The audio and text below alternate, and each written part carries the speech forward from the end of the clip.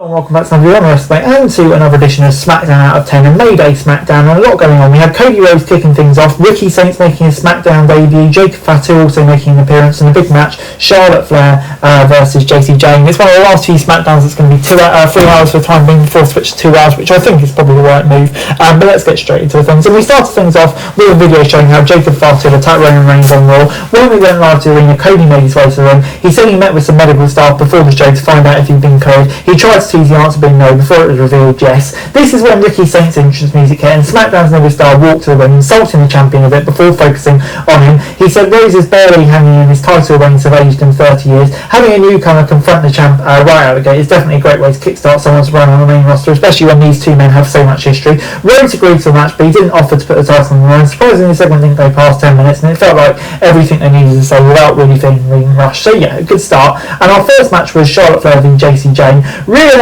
tried to help Charlotte and Alexa, but the Queen turned down her help before heading to the ring. Rhea offered to help because Laney Regan found her mirror inside, putting Bliss and Flair at disadvantage, and she wanted revenge from last week. Flair forced her to the corner during the initial lockup in an immediate attempt to intimidate a newcomer, but Jane didn't seem phased. A lot of this match was how structured and designed it was to show off their wrestling ability, and it really worked.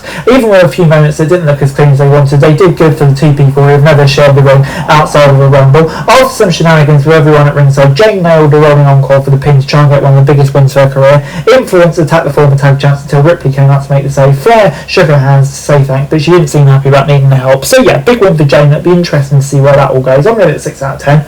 As we next got Damian Priest offering Fraxian a tag title shot backstage during a conversation with Truth, but Truth was upset. He was having a conversation about taxes, not title shots. Truth and Axiom had a nice fast-paced exchange to get started. Truth quickly tagged out to Priest once he realised he was outmatched, and the High Flyers didn't seem to mind giving up a lot of sales because they used their speed to keep the champs on the defensive throughout most of the match. This was a fun back-and-forth contest that made Fraxiom look good in defeat. Priest finished Axiom off with a razor's edge for the win, and the MFTs made an appearance to wipe both teams out. Talatanga wiped out 4 men as solo-directed traffic, which I think could be interesting for the future of the tag team titles. Sakala then gave a promo after the break about Fatu taking out his family. This brought out the Usos to say that they also have an issue with Fatu that needs to be settled. Jay called the Tongan death grip that Fatu used sacred and said it was overrun when he had to use it on Roman Reigns. Even though they all shared a common enemy, Tala still ended up taking out both Usos at Solo's command. Solo told them that Reigns isn't their tribal chief and they aren't going to go after Fatu whether he liked it or not. The segment was fine, but it would have been far more interesting if they formed a tenacious alliance against Sakala. But yeah, hopefully that comes.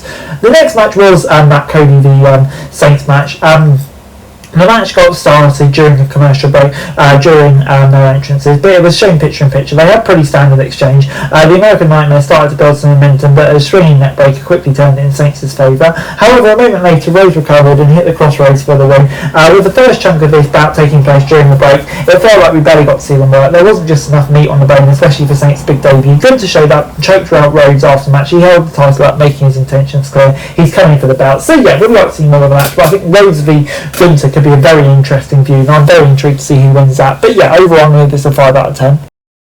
Danhausen then came out in his custom vehicle to toss some freebies in the crowd, but the Miz and Kit came out to spoil the fun. He said he came to a realisation that curse is real and the only way you can break it is to be Danhausen's mentor. This brought out Wilson to ask if the Miz had lost his mind. He said he wanted the Miz to continue to mentor him instead of Danhausen, but the Miz defended the decision because Danhausen has a connection with the fans. Wilson recites a quick poem he made. He and Danhausen both wanted to handshake the Miz for a choice. The A-lister went back and forth before deciding for Danhausen. As Danhausen was about to curse Wilson, the Miz attacked him from behind and found their trap. They beat him down with a painted jokester and took him out with a skull-crushing finale.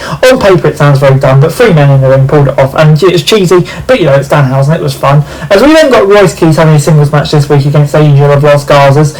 This was 100% a squash match designed to make Keys look dominant. It was over in about a minute, and Keys not letting Angel get a third offense in. It was effective, but not exactly exciting. It'll be fun when Keys finally gets to let loose against someone who will give him competition. Hopefully that's soon, because otherwise he will lose some momentum from that Battle Royal win.